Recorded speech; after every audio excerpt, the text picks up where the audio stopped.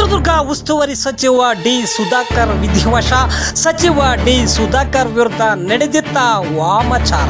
ಕೆಲ ದಿನಗಳ ಹಿಂದೆ ವಾಮಾಚಾರದ ಕುರುಹು ಪತ್ತೆ. ಚಳ್ಳಕೆರೆ ಪಟ್ಟಣದ ಡಿ ಸುಧಾಕರ್ ಮನೆ ಬಳಿ ಪತ್ತೆಯಾಗಿದ್ದು, ಚಿತ್ರದುರ್ಗ ಜಿಲ್ಲೆ ಚಳ್ಳಕೆರೆ ಪಟ್ಟಣದ ಸಹೃದಯ ಬಳಿ ಪತ್ತೆ.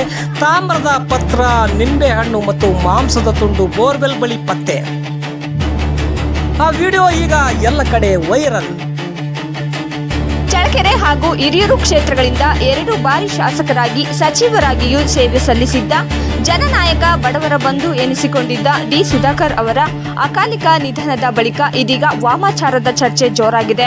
ಅನಾರೋಗ್ಯದಿಂದ ಮೃತಪಟ್ಟ ಸುಧಾಕರ್ ಅವರಿಗೆ ಸರ್ಕಾರದ ಗೌರವಗಳೊಂದಿಗೆ ಅಂತಿಮ ನಮನ ಸಲ್ಲಿಸಲಾಗಿದ್ದು, ಮುಖ್ಯಮಂತ್ರಿ ಸಿದ್ದರಾಮಯ್ಯ, ಉಪಮುಖ್ಯಮಂತ್ರಿ ಡಿಕೆ ಶಿವಕುಮಾರ್ ಸೇರಿದಂತೆ ಹಲವು ಸಚಿವರು ಹಾಗೂ ಗಣ್ಯರು ಅಂತಿಮ ವಿಧಿವಿಧಾನಗಳಲ್ಲಿ ಭಾಗವಹಿಸಿದ್ದರು.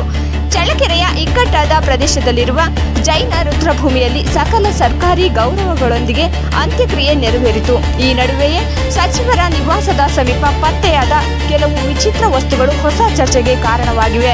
ಸಚಿವ ಸುಧಾಕರ್ ಅವರ ಮನೆಯ ಸಮೀಪದ ಬೋರ್ವೆಲ್ ಬಳಿ ತಾಮ್ರದ ಪತ್ರ, ನಿಂಬೆಹಣ್ಣು, ಮಾಂಸದ ತುಂಡು ಸೇರಿದಂತೆ ವಾಮಾಚಾರಕ್ಕೆ ಬಳಸಲಾಗುತ್ತದೆ ಎನ್ನಲಾಗುವ ವಸ್ತುಗಳು ಪತ್ತೆಯಾಗಿರುವ ವಿಡಿಯೋ ಸಾಮಾಜಿಕ ಜಾಲತಾಣಗಳಲ್ಲಿ ವೈರಲ್ ಆಗಿದೆ.